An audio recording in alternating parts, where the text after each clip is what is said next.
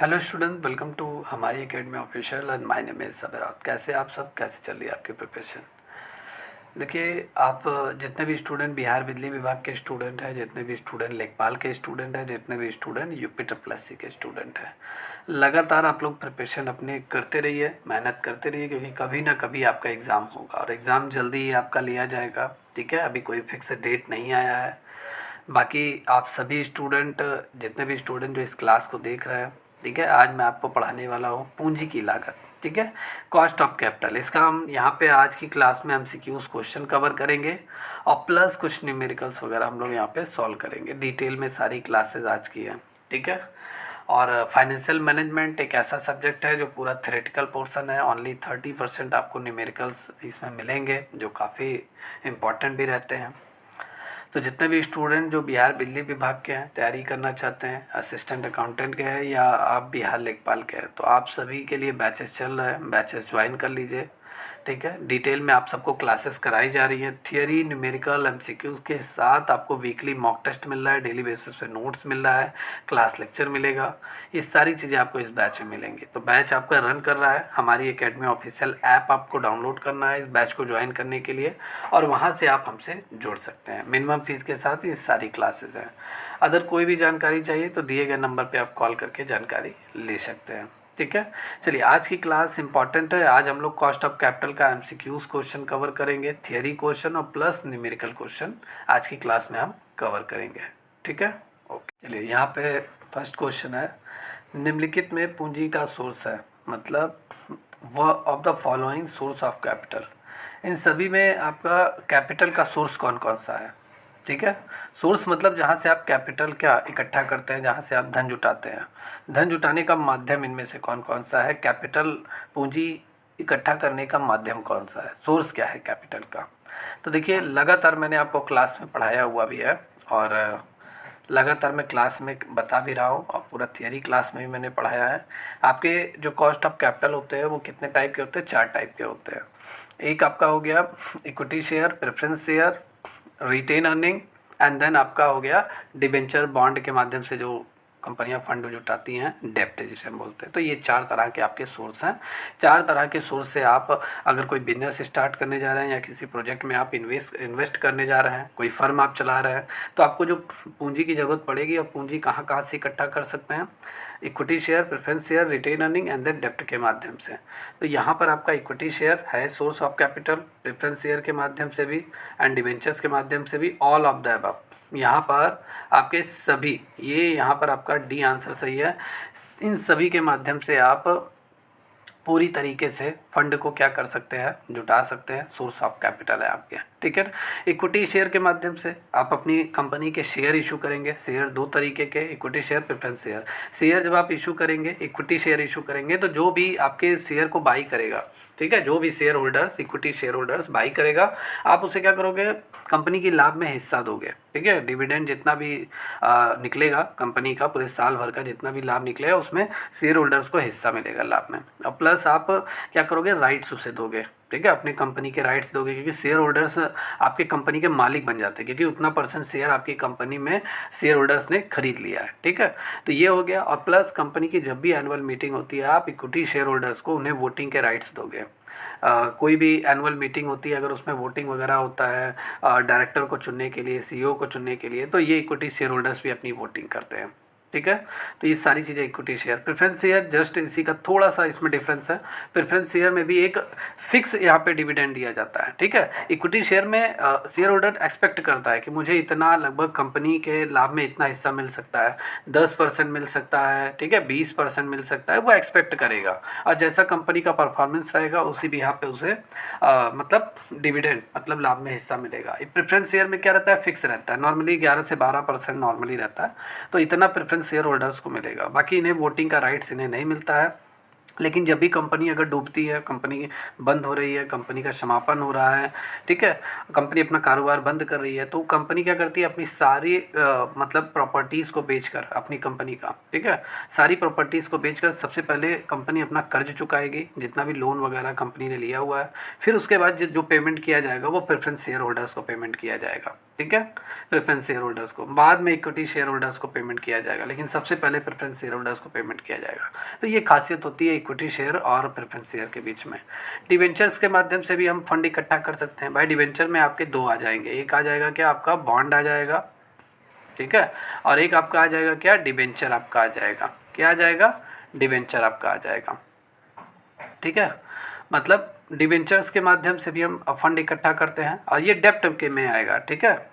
देखिए डिवेंचर्स के माध्यम से भी हम फंड इकट्ठा करते हैं। जैसे डिवेंचर्स ये आपके किसके टाइप हैं, डेप्ट के टाइप हैं। किसके, डेप्ट के, समझ में आया। डेप्ट मतलब लोन, कर्ज, ऋण, ठीक है। और क्या है डेप्ट का टाइप, एक आपका है बॉन्ड। बॉन्ड के माध्यम से भी हम फंड इकट्ठा कर सकते हैं। नॉर्मली कंपनियों को या पब्लिक एंड प्राइवेट कंपनियां या गवर्नमेंट को भी जब भी कभी फंड की ज़रूरत पड़ती है, ठीक है, तो गवर्नमेंट क्या करती है, बॉन्ड इशू करती है, डिवेंचर इशू करती है, मतलब डेप्ट के माध्यम से फंड इकट्ठा करती है, कैपिटल इकट्ठा करती है, ठीक है। तो ये तीनों माध्यम है सोर्स ऑफ कैपिटल्स के, ठीक है। और जितने भी डिवेंचर होल्डर्स रहेंगे, जैसे आप एक कंपनी रन कर रहे हैं, आपको फंड की ज़रूरत है, आपने डिवेंचर इशू किया, अब जितने भी डिवेंचर होल्डर्स होंगे आप उन्हें एक फिक्स इंटरेस्ट दोगे। जो भी डिवेंचर्स इशू करते समय जो भी पॉलिसी रहेगी उस पॉलिसी के अकॉर्डिंग, भाई डिवेंचर में कोई ना कोई पॉलिसी लिखा रहेगा कि 10 साल तक ये डिवेंचर हमने इशू किया है, और जो भी खरीदेगा 10 साल तक उसे आप लगातार उसे इंटरेस्ट दोगे, और प्लस मैच्योरिटी होने मतलब 10 साल बाद जो मैच्योरिटी वैल्यू होगी वो आप उसे पे करोगे। तो ये सारी चीज़ें होती हैं, ठीक है। तो यहाँ पे डी आंसर सही है।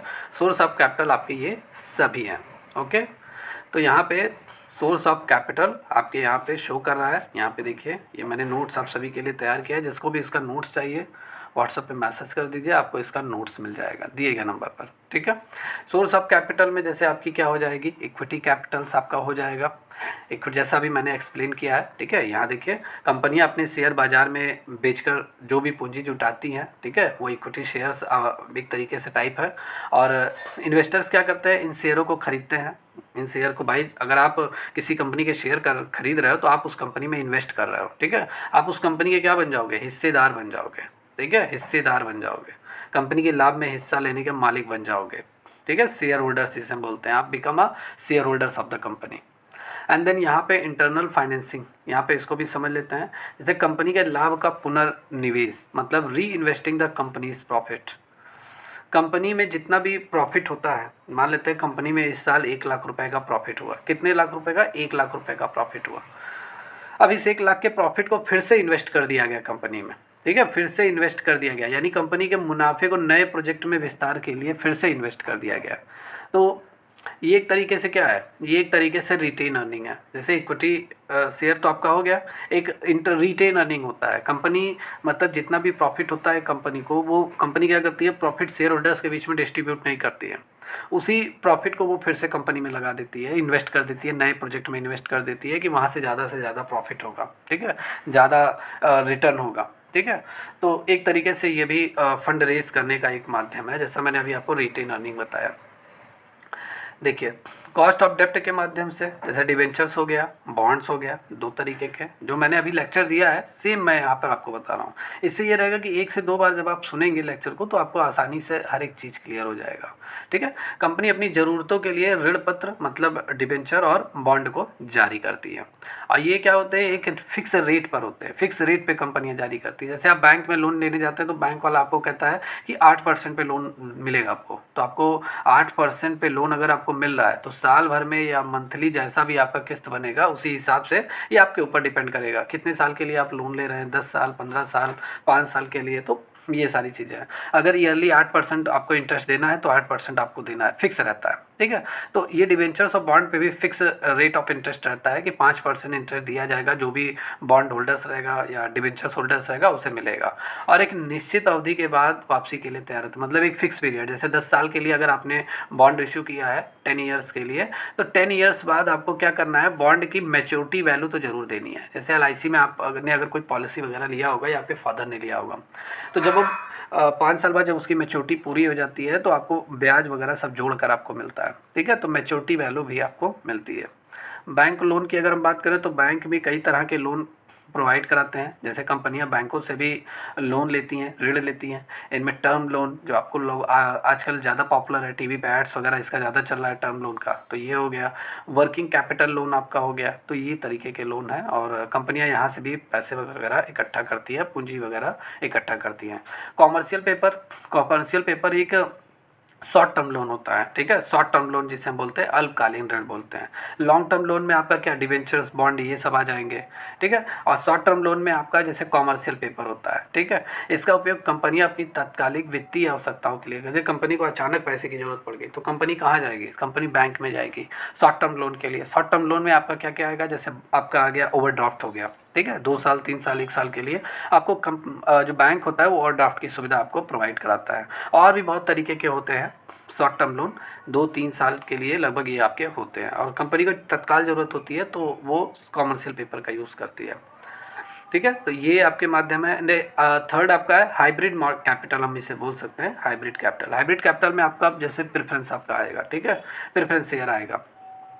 प्रेफरेंस शेयर एक तरीके का ये शेयर होता है जिसे आमतौर पर इस पर एक फिक्स मतलब डिविडेंड दिया जाता है। जो भी से प्रेफरेंस शेयर होल्डर्स रहेगा उसे एक फिक्स डिविडेंड दिया जाता है, मतलब कंपनी के लाभ में एक फिक्स दिया जाता है। जैसे अगर कंपनी को 1 लाख रुपए का प्रॉफिट हो रहा है तो 10% डिविडेंड दिया जाएगा, ठीक है। 10% आएगा, चाहे 1 लाख हो या 2 लाख अगर फ़ायदा हो रहा है कंपनी को तब भी उसे 10% ही दिया जाएगा। तो फिक्स डिविडेंड दिया जाता है प्रेफरेंस शेयर होल्डर्स को।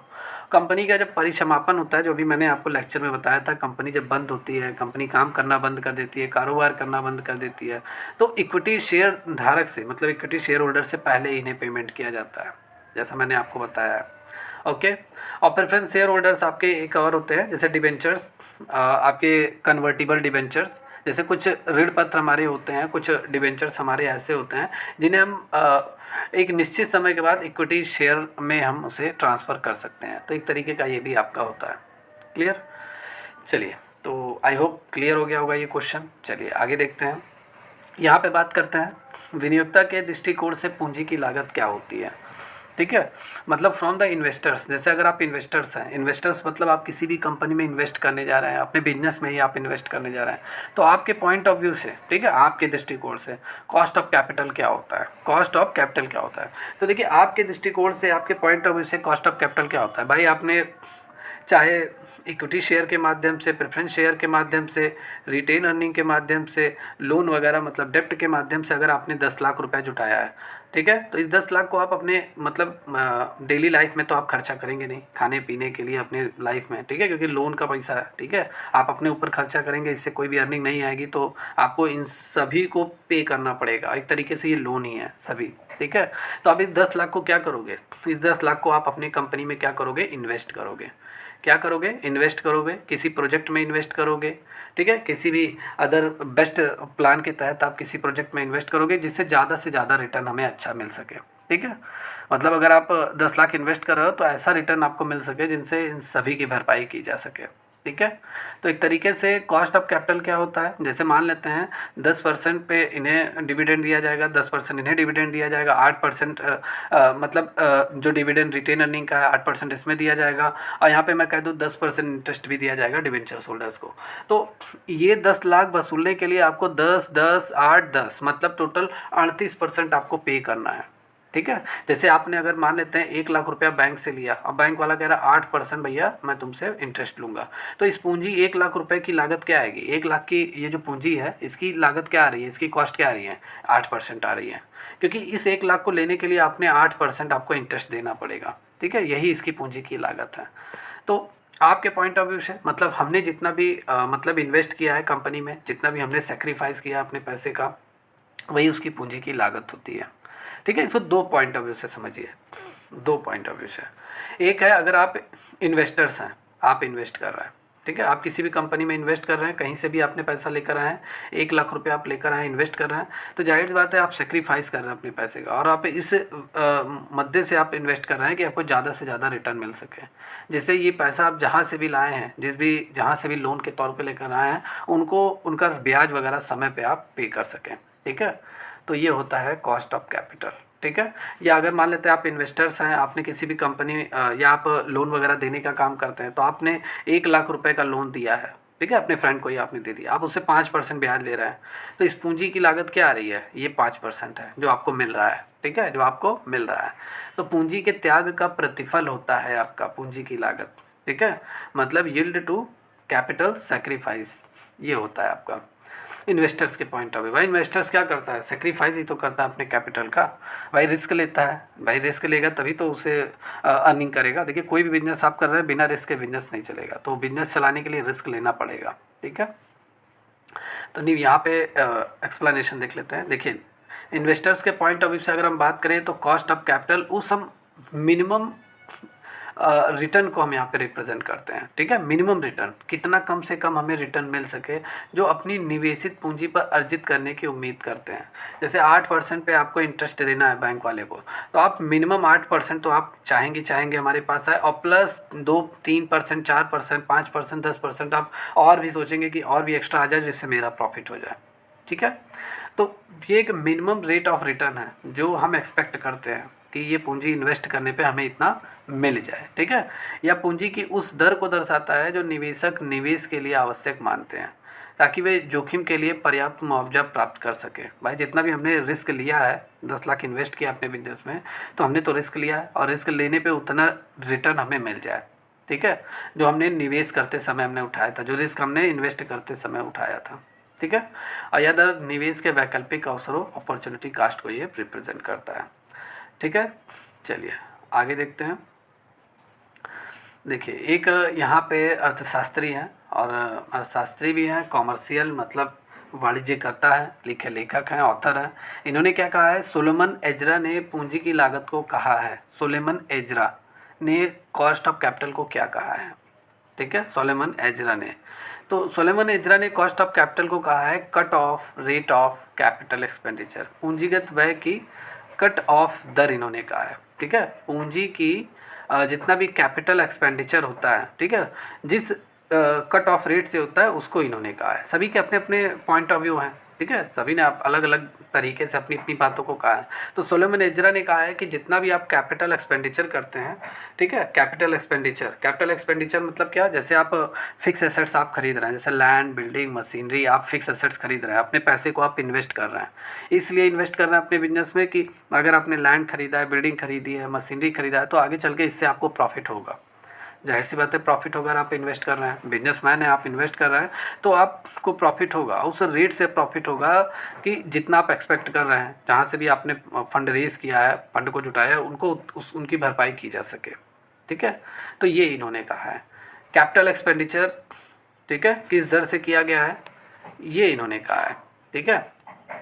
यहाँ डिटेल में देखिए, सोलोमन एजरा ने एक वित्तीय सलाहकार है, फाइनेंशियल एडवाइज़र है, और इन्होंने क्या कहा है, इन्होंने कहा है कि पूंजी की लागत को निवेश के लिए बांधा दर के रूप में संदर्भित किया है, ठीक है, हर्डल रेट इन्होंने कहा है कैपिटल एक्सपेंडिचर को इन्वेस्टमेंट के रूप में, और या न्यूनतम दर को रिटर्न को उजागर करता है। जैसे एक कंपनी को अपने निवेशक या लेनदार को संतुष्ट करने के लिए निवेश पर अर्जित करना चाहिए, ठीक है, बात सही इन्होंने कहा है। जैसे अगर आप एक इन्वेस्टर्स हैं, आप अपने पैसे को इन्वेस्ट कर रहे हैं, कैपिटल एक्सपेंडिचर कर रहे हैं, मान लेते हैं लैंड खरीद रहे हैं, बिल्डिंग खरीद रहे हैं, मशीनरी आपने खरीदा, तो उस मशीनरी से इतना प्रोडक्शन हो सके कि आप अपने इन्वेस्टर्स को या अपने क्रेडिटर्स को, ठीक है, जो आपके कंपनी में जिन्होंने पैसा लगाया है, आपको लोन दिया है, ठीक है, तो आप अपने इन्वेस्टर्स को, अपने क्रेडिटर्स को उनके निवेश पर, मतलब उन्होंने 10 लाख अगर आपके कंपनी में लगाया है, आपको लोन दिया है, तो उनके निवेश को, इन्वेस्टर्स को भरपाई की जा सके, ठीक है, और उन्हें ज़्यादा से ज़्यादा रिटर्न किया जा सके। समझ में आया, या उन्हें सेटिस्फाइड किया जा सके। जैसे अगर कोई भी 1 लाख रुपया अगर आपके कंपनी में लगाता है, तो आप उसे 1 लाख तो भाई उसने लगा दिया, 4 साल 5 साल के लिए लगा दिया, लेकिन हर साल उसे हर मंथली मैं कह दूँ, मंथली उसे 10% इंटरेस्ट ज़रूर आपको देना चाहिए, ठीक है, जिससे वो संतुष्ट रहे। तो ये इन्होंने एक हर्डल रेट कहा है, ठीक है, कैपिटल एक्सपेंडिचर पर लेकर कहा है। चलिए नेक्स्ट क्वेश्चन है, पूंजी की लागत की अवधारणा प्रासंगिक है, मतलब कॉन्सेप्ट क्या है कॉस्ट ऑफ कैपिटल का। कॉस्ट ऑफ कैपिटल का जो कॉन्सेप्ट है वो किसके रेलिवेंट है, रेलिवेंट मतलब किसके बराबर है या किसके अनुकूल है, ठीक है, कॉस्ट ऑफ कैपिटल। तो देखिए पूंजी संरचना के निर्धारण में, निवेश निर्णय में, परियोजना मूल्यांकन में या उपयुक्त सभी। तो यहाँ पे हम कह सकते हैं कॉस्ट ऑफ कैपिटल का जो कॉन्सेप्ट है वो सभी में है आपका, इन ऑल द अबव। ठीक है, पूंजी संरचना में भी है कॉस्ट ऑफ कैपिटल का जो कॉन्सेप्ट है। पूंजी संरचना मतलब सबसे पहले हम फंड इकट्ठा करते हैं, कैपिटल एक्सपेंडिचर, कैपिटल स्ट्रक्चर हम बनाते हैं। समझ में आया भाई? Preference share, equity share, retain earning, डेप्ट के माध्यम से हम पैसा इकट्ठा करते हैं। ठीक है, इसे हम बोलते हैं कैपिटल स्ट्रक्चर। जैसे मान लेते हैं हमें 5 लाख की ज़रूरत पड़ गई, 2 लाख हमने इक्विटी शेयर के माध्यम से इकट्ठा किया, 1 लाख डेप्ट के माध्यम से, 1 लाख रिटेन अर्निंग के माध्यम से, 1 लाख प्रेफरेंस शेयर के माध्यम से। तो हमारा रेशियो क्या बना? 2:1:1:1। ठीक है, तो यही कैपिटल एक्सपेंडिचर है, कैपिटल स्ट्रक्चर है आपका। ठीक है, जाहिर सी बात है डेप्ट को छोड़कर हर जगह हमें क्या देना है? हर जगह हमें डिविडेंड देना है, कंपनी के लाभ में हिस्सा देना है। और डेप्ट क्या है? एक फिक्स रेट ऑफ इंटरेस्ट इसमें पे करना पड़ेगा, रिस्क भी रहता है इसमें।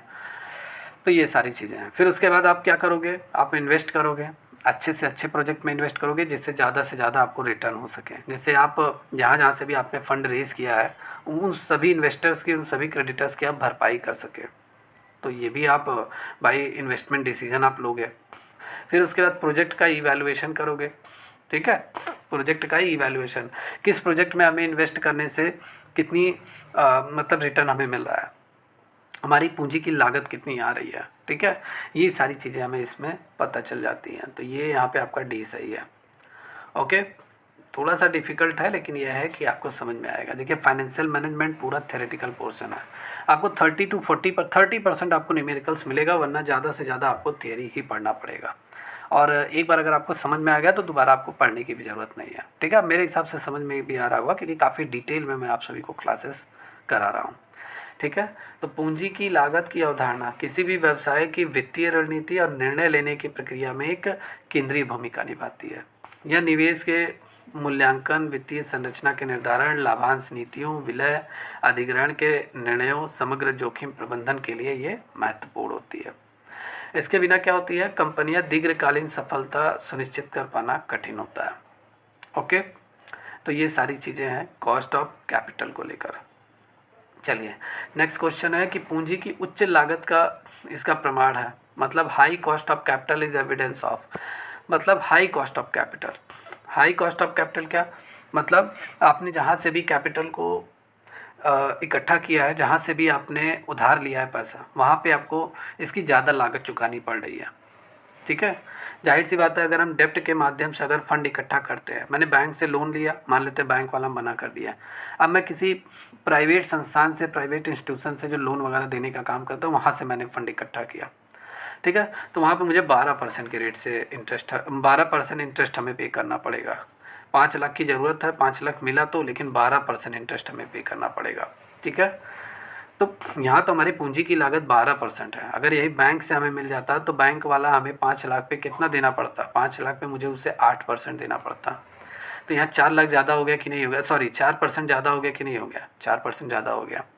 तो यहाँ पे पूंजी की जो लागत है वो काफ़ी हाई है। ठीक है, तो इसमें होता क्या है? इसमें हाई रिस्क होता है। जहाँ पे भी आपका हाई कॉस्ट आएगा आपकी कैपिटल पे, वहाँ पे रिस्क ज़्यादा होगा। भाई जाहिर सी बात है बहुत ज़्यादा रिस्क रहेगा, टू मच रिस्क रहेगा। क्यों रहेगा रिस्क? क्योंकि ज़्यादा रेट ऑफ इंटरेस्ट आपको पे करना पड़ेगा, और ज़्यादा इंटरेस्ट अगर आपको पे करना पड़ेगा तो आपको अच्छे से अच्छे प्रोजेक्ट में इन्वेस्ट करना पड़ेगा। ठीक है, और रिस्क भी ज़्यादा रहेगा। अगर कहीं किसी ऐसे प्रोजेक्ट में आपने इन्वेस्ट कर दिया जहाँ पे रिटर्न आपको सही से नहीं मिल पाया तो रिस्क बहुत ज़्यादा है। ठीक है, तो जहाँ जब भी कॉस्ट ऑफ कैपिटल आपका ज़्यादा रहेगा तो रिस्क भी ज़्यादा रहेगा। भाई जाहिर सी बात है, एक ओरल लैंग्वेज में अगर हम बात करें कि आपको 1 लाख पे आपसे ब्याज जो लिया जा रहा है वो 30,000 रुपया लिया जा रहा है। कितना? 30,000 आपसे लिया जा रहा है। ठीक है, 1 लाख पे मतलब सीधा सीधा 30% ब्याज लिया जा रहा है 1 लाख पे। तो यहाँ पे आपका रिस्क रहेगा कि नहीं रहेगा? जैसे अगर आपका 1 लाख पे अगर मैं कह दूँ कि सिर्फ 5,000 आपसे लिया जाएगा इंटरेस्ट, ठीक है, तो यहाँ तो 5% इंटरेस्ट हुआ। तो रिस्क किस में ज़्यादा है? रिस्क इसमें ज़्यादा है। ये 30% आपको पे करना है, और पे करने के बाद फिर अपना भी तो इनकम जनरेट करना है, तो हाई रिस्क रहता है। क्लियर? तो हाई कॉस्ट ऑफ कैपिटल में आपका टू मच रिस्क रहता है। क्लियर? एंड देन और भी इसमें है टू मच रिस्क के साथ साथ व्यवसाय की कम आय भी रहती है, बिजनेस की हमारी कम इनकम भी रहती है। क्यों कम इनकम रहती है? क्योंकि सबसे पहले तो जैसा मैंने कहा ना कि 1 लाख पे अगर मैं कह दूँ कि 30% आपको इंटरेस्ट पे करना है, तो 30% मतलब 30,000 आपको पे करना है। तो सबसे पहले आप 30,000 निकालोगे, 30,000 पहले निकालोगे, पे करोगे इंटरेस्ट, ठीक है, ईयरली इंटरेस्ट। फिर उसके बाद आप क्या करोगे, फिर आप अपना भी तो इनकम जनरेट करने की सोचोगे। और जाहिर सी बात है इतनी तो अगर इनकम आएगी भी नहीं, सबसे पहले ज़्यादा रेट ऑफ इंटरेस्ट आपको पे करना पड़ेगा, तो आपकी इनकम भी कम हो जाएगी, तो व्यवसाय की कम आय भी रहेगी। और अनबैलेंस कैपिटल स्ट्रक्चर क्या होता है पूंजी की उच्च लागत में? तो अनबैलेंस इसलिए मैं बोल रहा हूँ क्योंकि देखिए, अगर मान लेते हैं 5 लाख आपको ज़रूरत पड़ा, आपने 2 लाख रुपया डेप्ट के माध्यम से इकट्ठा कर लिया, यहाँ पे आपको 8% के रेट से इंटरेस्ट देना है। फिर इक्विटी शेयर के माध्यम से 10% डिविडेंड देना है, प्रेफरेंस शेयर के माध्यम से 10% डिविडेंड देना है। तो जाहिर सी बात है आपने क्या किया है, सभी जगह से आपने फंड इकट्ठा किया है, ठीक है। यहाँ पे इंटरेस्ट आपको फिक्स पे करना है, प्रेफरेंस आपको 10% फिक्स रहेगा, देना ही देना पड़ेगा। इक्विटी में मैं मान लूँ कि जैसे अगर आपको जितना फ़ायदा होगा उतना ही आपको देना पड़ेगा, लेकिन प्रेफरेंस और डेप्ट के माध्यम में आपका फिक्स रहता है, तो पे करना ही पड़ेगा। तो जब ये अनबैलेंस कैपिटल स्ट्रक्चर रहेगा, ठीक है, अनबैलेंस, तब वहाँ पे आपका मतलब क्या, हाई कॉस्ट ऑफ कैपिटल में आपका अनबैलेंस स्ट्रक्चर रहेगा, तो हाई कॉस्ट ऑफ कैपिटल आएगा, आपकी पूंजी की उच्च लागत आएगी, ठीक है, ज़्यादा आपको देना पड़ेगा। जैसे 5 लाख रुपया मैंने सभी जगह से मैंने इकट्ठा किया, ठीक है, इक्विटी, प्रेफरेंस, डेप्ट, सभी जगह से, ठीक है। तो जाहिर सी बात है यहाँ पे मुझे सिर्फ और सिर्फ इंटरेस्ट पे करना है, फिक्स है, ठीक है। डिविडेंड पे करना है, तो खर्चे बहुत आएंगे आपके अनबैलेंस होने से। जी सही है आपका, ओके जी। चलिए यहाँ पे देखिए, ये मैं थोड़ा सा एक्सप्लेनेशन आप सभी के लिए लेकर आता हूँ, इससे काफ़ी चीज़ें आपकी क्लियर हो जाती हैं। सिंपल लैंग्वेज में रहता है, जैसे पूंजी की उच्च लागत इस बात का प्रमाण है, हाई कॉस्ट ऑफ कैपिटल एक एविडेंस इस तरीके से पेश करता है कि कंपनी या परियोजनाओं के संबंध में जो उच्च जोखिम होता है, वित्तीय अस्थिरता रहती है या अन्य चुनौतियाँ इसमें मौजूद रहती हैं। निवेशक मतलब इन्वेस्टर्स या ऋणदाता क्या होते हैं भाई, उन्होंने रिस्क लेकर आपके कंपनी में इन्वेस्ट किया है, तो वो जाहिर सी बात है आपसे उच्च प्रतिफल की मांग करेंगे कि नहीं मांग करेंगे, हाई रिटर्न की मांग करेंगे कि नहीं मांग करेंगे भाई, ज़्यादा से ज़्यादा डिमांड करेंगे भाई, उन्हें भी तो लाभ होना चाहिए, आपकी कंपनी में इन्होंने इन्वेस्ट किया है, तो वो तो करेंगे ही करेंगे। इस प्रकार पूंजी की लागत कंपनी के जो दीर्घकालीन विकास स्थिरता के लिए ये चेतावनी हो सकती है, ठीक है। लॉन्ग टर्म अगर आपने अपने कंपनी में इन्वेस्ट किया है और कई जगह से आपने फंड इकट्ठा किया है, तो जाहिर सी बात है आपको उस दर से रिटर्न भी आपको इनकम जनरेट करनी पड़ेगी, ठीक है, नहीं तो ये आपके भविष्य के लिए बेकार रहेगा, ठीक है। कंपनी के प्रबंधन को संबोधित करना आवश्यक है। चलिए नेक्स्ट क्वेश्चन है, यहाँ पे अगर हम बात करेंगे स्पष्ट लागत के संबंध में कौन सा सही है, इनमें से कह रहा है which of the following is correct in respect of explicit cost. Explicit cost के रिलेशन में, के रिस्पेक्ट में इनमें से कौन सा सही है, ठीक है या। तो नेक्स्ट क्वेश्चन है यहाँ पे, स्पष्ट लागत के संबंध में कौन सा सही है इनमें से, which of the following statement is correct in the respect of explicit cost. Explicit cost मतलब स्पष्ट लागतों के संबंध में इनमें से कौन सा स्टेटमेंट सही है। तो सबसे पहले एक्सप्लिसिट कॉस्ट होती क्या है, स्पष्ट लागत। जैसे देखिए, अगर आप एक बिजनेस रन कर रहे हैं, ठीक है, अगर आप एक बिजनेस रन कर रहे हैं तो सीधे तौर पर जो भी आपको खर्च करना पड़ता है अपने बिजनेस में जो सीधे तौर पे आपको पेमेंट करना पड़ता है वो आपकी एक्सप्लिसिट कॉस्ट होती है। जैसे आपके कंपनी में, आपके फैक्ट्री में जितने भी लेबर काम कर रहे हैं उनको आपको वेजेस देना पड़ रहा है, आपकी फैक्ट्री में जितने भी एम्प्लॉय काम कर रहे हैं आपको उनको सैलरी पे करना पड़ रहा है, आपने भाई प्रोडक्शन करा रहे हैं तो रॉ मटेरियल आपको ख़रीदना पड़ रहा है, रॉ मटेरियल का खर्चा आपको देना पड़ रहा है, तो ये सीधे तौर पे आप पेमेंट करते हैं, ठीक है, सीधे तौर पे आपके जेब से पैसा जा रहा है, ठीक है, आपको पे करना पड़ रहा है, तो ये एक्सप्लिसिट कॉस्ट होती है। ये डायरेक्ट, एक तरीके से डायरेक्ट कॉस्ट भी हम कहते हैं, डायरेक्ट आप पे करते हैं, अपने एम्प्लॉय को सैलरी देते हैं, अपने लेबर्स को वेजेस देते हैं, रॉ मटेरियल का खर्चा देते हैं, एक्सपेंसेस आता है जो भी रॉ मटेरियल ख़रीदने में, उसका पेमेंट आप करते हैं, तो सीधा आपको पे करना पड़ता है, ठीक है। तो ये क्या होता है, ये एक तरीके से डायरेक्ट पेमेंट आपका होता है, डायरेक्ट कॉस्ट होता है। तो इनमें से अगर हम कहेंगे कौन सा आंसर सही है, तो C answer, it arise at the time of acquisition of fund. यह निधियों के अधिग्रहण के समय उत्पन्न होती है। जब भी आपको फंड की ज़रूरत, मतलब जब भी आपके सामने एक्सपेंसेस आएंगे आपको पेमेंट करना पड़ेगा, ठीक है, और जाहिर सी बात है आपको ये करना पड़ेगा, और ये आपका डायरेक्ट कॉस्ट होता है। तो सी आंसर आपका यहाँ पे सही है, ठीक है। यहाँ पे देखिए, एक्सप्लिसिट कॉस्ट आपका एक डायरेक्ट एक्सपेंसेस होता है, क्यों होता है? क्योंकि ये बिजनेस के ऑपरेशन में मतलब कंपनी के संचालन में या कंपनी के ऑपरेशन में, ठीक है, आपको इनकर्ड करना पड़ता है। इनकर्ड मतलब आपको पे करना पड़ता है, ठीक है। नगद भी कर सकते हैं आप, या फाइनेंशियल इंस्ट्रूमेंट के माध्यम से भी आप कर सकते हैं, ठीक है। ये आमतौर पर निधियों के अधिग्रहण संसाधनों के उपयोग के समय उत्पन्न होता है। It usually arise at the time of acquisition of funds या यूज़ ऑफ रिसोर्सेज। क्लियर? जैसे आप अपने मशीन का यूज़ करके आप प्रोडक्शन करवा रहे हैं, तो मशीन ऐसे चलेगी भी नहीं। मशीन में फ्यूल की ज़रूरत है, जाहिर सी बात है, फ्यूल वगैरह उसमें लगेगा तभी चलेगा। इलेक्ट्रिसिटी से चल रहा है मशीन, तो इलेक्ट्रिसिटी का बिल भी पे करना पड़ेगा, ठीक है। तो ये सारी चीज़ें आपकी होती हैं। इम्प्लिसिट कॉस्ट क्या होता है? जस्ट इसका अपोजिट यहाँ पे पूछ लिया गया। अंतर्निहित लागत क्या होती है, कब उत्पन्न होता है? तो देखिए, अंतर्निहित लागत आपकी, इम्प्लिसिट कॉस्ट आपकी क्या होती है? देखिए, इसमें क्या होता है कि जैसे अगर आपकी बिजनेस कर रहे हैं, तो बिजनेस कर रहे हैं आप, तो आपकी बिल्डिंग है, आप ही की खुद ही की बिल्डिंग है, उस बिल्डिंग से आप बिजनेस कर रहे हैं, तो जाहिर बात है आपको रेंट नहीं पे करना पड़ रहा है, क्योंकि आप ही की बिल्डिंग है, ठीक है। तो आप अपने ही धन का उपयोग कर रहे हैं। समझ में आया भाई? आप ही की प्रॉपर्टी, आप अपनी प्रॉपर्टी को ही बिजनेस में यूज कर रहे हैं, कोई भी रेंट नहीं पे करना है। और अगर आपकी दूसरी की बिल्डिंग होती है, उसमें आप बिजनेस कर रहे हैं, तो आप रेंट भी पे करना पड़ता है, तो वह एक्सप्लिसिट कॉस्ट हो जाता है। इम्प्लिसिट कॉस्ट मतलब जैसे मेरे पास घर का मशीन है, ठीक है, मैं घर के मशीन को ही बिजनेस में यूज कर रहा हूँ। मेरे घर का ही फर्नीचर है, मैं उस घर के फर्नीचर को ही अपने बिजनेस में यूज कर रहा हूँ, तो उसकी जो लागत आएगी वह इम्प्लिसिट कॉस्ट आपकी होती है। क्लियर? या घर के ही एम्प्लॉय हैं, जैसे आपने एम्प्लॉय बाहर से नहीं रखा है, घर ही के जो फैमिली मेम्बर है, आपने उन्हीं को ही काम पे रख लिया, तो जाहिर सी बात है आप उनको जो सैलरी वगैरह पे करोगे इम्प्लिसिट कॉस्ट के अंतर्गत आएगी। या सैलरी भी नहीं पे करोगे क्योंकि फैमिली मेम्बर है, ठीक है। तो इस तरीके का इसमें रहता है आपका। तो यहाँ पे आंसर जो आपका रहेगा, धन का उपयोग किया जाता है इसमें, अपना ही प्रॉपर्टी, अपना ही फंड यहाँ पे यूटिलाइज किया जाता है।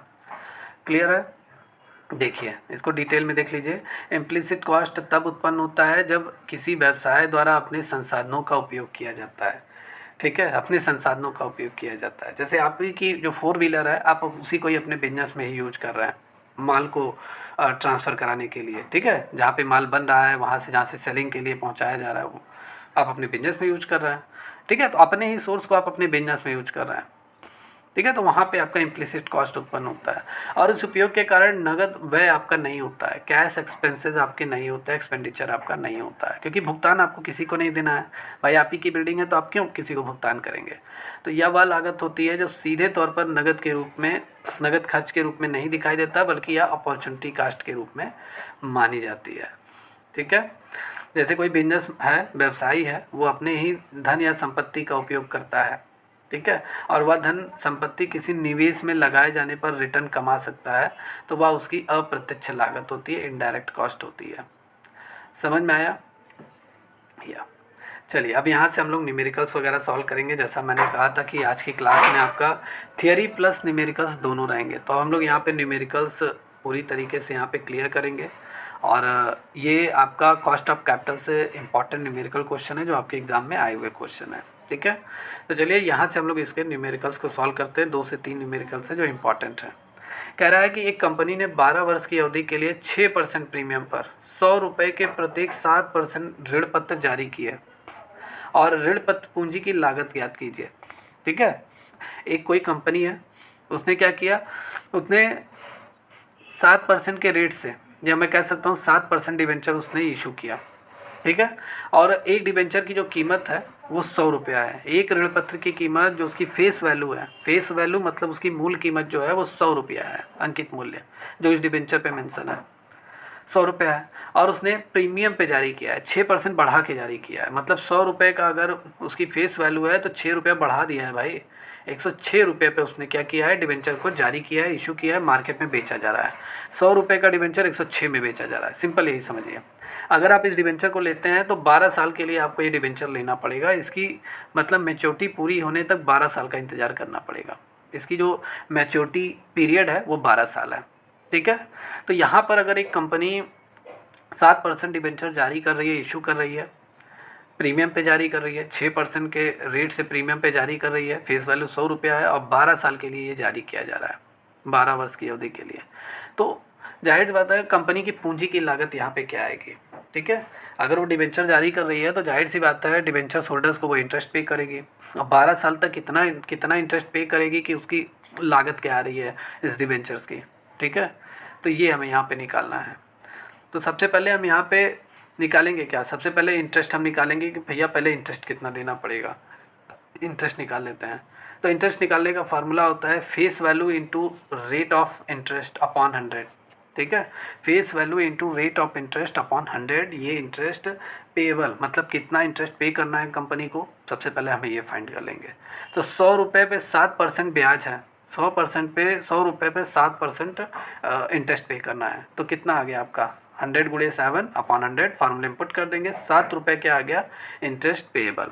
फेस वैल्यू आपकी यहाँ पे दे रखी है, फेस वैल्यू अभी आप कहेंगे ये फेस वैल्यू है भाई, जो डिबेंचर्स एक डिबेंचर्स जो है वो 100 रुपये का है, तो फेस वैल्यू यहाँ पे दे रखी है और इंटरेस्ट रेट आपका 7% है, ठीक है। तो कितना इंटरेस्ट पे कर रही है कंपनी, 100 रुपये पे 7 रुपया इंटरेस्ट पे कर रही है। अब यहाँ पे कंपनी को डिबेंचर, अगर एक डिबेंचर वो इशू कर रही है तो कितनी कितनी इनकम उसको हो रही है एक डिबेंचर इशू करने पे, एक डिबेंचर बेस एक डिबेंचर मतलब सॉरी कंपनी एक डिबेंचर सेल करने पे उसे कितना पूरी तरीके से अर्निंग हो रहा है, उसे हम बोलते हैं नेट प्रोसीड। नेट प्रोसीड मतलब कुल शुद्ध आय उसे कितनी हो रही है। तो फेस वैल्यू पे वो प्रीमियम पे जारी कर रही है कंपनी, प्रीमियम मतलब 6% प्रीमियम 6% बढ़ा के जारी कर रही है। तो 100 रुपये पे 6% मतलब 6 रुपया हुआ, तो 106 में कंपनी जारी कर रही है। 100 रुपये का डिबेंचर कंपनी कितने में जारी कर रही है, 106 रुपये में, मतलब 106 रुपया उसकी शुद्ध कमाई हो रही है। क्लियर। अब यहाँ पे हमें कॉस्ट ऑफ कैपिटल निकालना है, तो चलिए यहाँ पे निकालते हैं। ये सॉल्यूशन फिर से आ गया है 106 रुपया नेट प्रोसीड। क्लियर।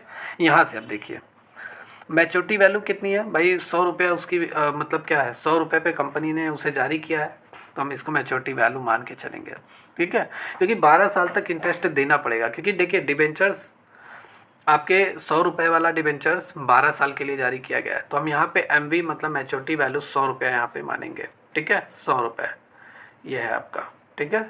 100 रुपये प्रत्येक ऋण पत्र जारी किया गया। भाई जो फेस वैल्यू है वही तो मैच्योरिटी वैल्यू ही माना जाएगा, वही तो मैच्योरिटी वैल्यू माना जाएगा। जैसे आपने LIC का कोई बॉन्ड वगैरह अगर लिया हुआ है या कोई पॉलिसी आपने खुलवाया हुआ होगा, तो पॉलिसी लेने पर आपको एक बॉन्ड दिया जाता है LIC की तरफ से, उस पर पूरा लिखा रहता है कि 10 साल 12 साल तक आप इतना पैसा जमा करेंगे, इंटरेस्ट सब ऐड करके वहाँ पर दिखा देता है मैच्योरिटी वैल्यू, ठीक है। जो उस बॉन्ड पे लिखा रहेगा वही आपको मिलेगा, ठीक है। तो यहाँ पे फेस वैल्यू बॉन्ड डिबेंचर्स की कितनी है, 100 रुपया है, तो 100 रुपया मैच्योरिटी वैल्यू है, 100 रुपया मिलेगा। बाकी 12 साल तक ब्याज मिलेगा, समझ में आया, 12 साल तक क्या मिलेगा, ब्याज मिलेगा डिबेंचर होल्डर्स को। तो मैच्योरिटी वैल्यू 100 रुपया हो गया। अब देखिए सबसे पहले ये फार्मूला आप नोट कर लीजिए। ये फार्मूला तभी आपको देखिए समझ में तो आ रहा होगा मेरे हिसाब से, बाकी जो लोग इस चैप्टर को नहीं पढ़े हैं उन्हें तो मेरे हिसाब से थोड़ा बहुत समझ में आ रहा होगा, क्योंकि फाइनेंशियल मैनेजमेंट है। जब तक आप पूरे डिटेल में नहीं पढ़ेंगे कॉस्ट ऑफ कैपिटल को पूरा डिटेल में, तब तक आपको समझ में नहीं आएगा। तो कोई भी चैप्टर पढ़ने से मतलब न्यूमेरिकल लगाने से पहले उसको डिटेल में आपको पढ़ना पड़ेगा। बाकी मैं करा रहा हूँ तो मेरे हिसाब से आपको समझ में आ रहा होगा। तो ये फार्मूला हम यहाँ पे निकालेंगे, cost of capital before tax. Tax को अभी हम नहीं, टैक्स देखिए क्या होता है, डिडक्टिबल होता है, टैक्स पे कटौती आपको मिलती है, गवर्नमेंट छूट देती है। तो यहाँ हम टैक्स को पूरी तरीके से हटा देंगे, ठीक है। टैक्स की कटौती अभी हम कैलकुलेशन नहीं करेंगे। टैक्स पे करने से पहले पूंजी की लागत क्या आ रही है उसी बेस पे हम निकालेंगे, ठीक है। तो इसका फार्मूला होगा interest payable IP plus MV minus NP upon N। N मतलब मैच्योरिटी पीरियड, ठीक है।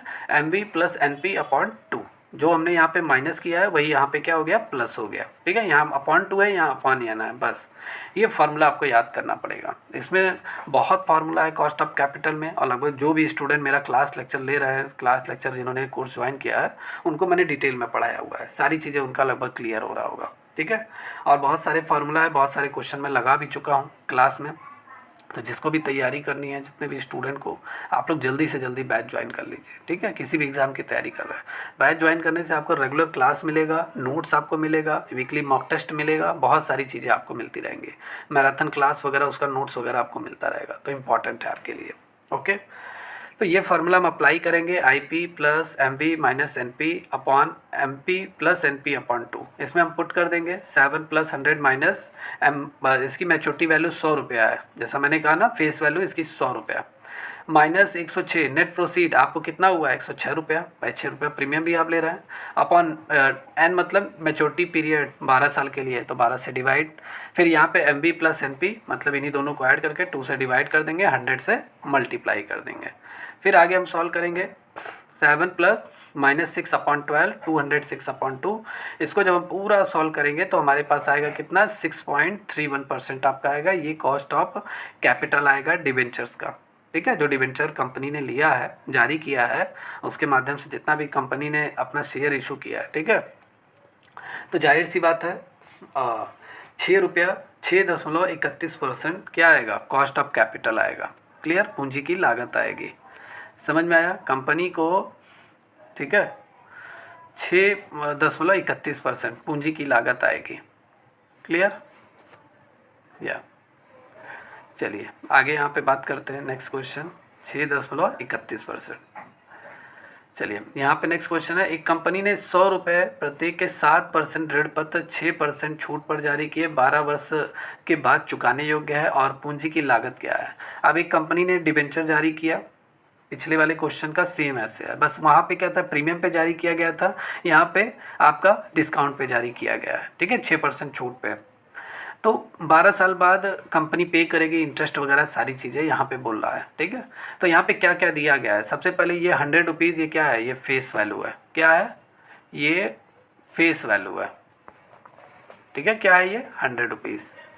मैच्योरिटी पीरियड क्या है, मैच्योरिटी पीरियड एमपी, ये आपका 12 साल है, ठीक है, ये 12 साल 12 ईयर आपका हो गया।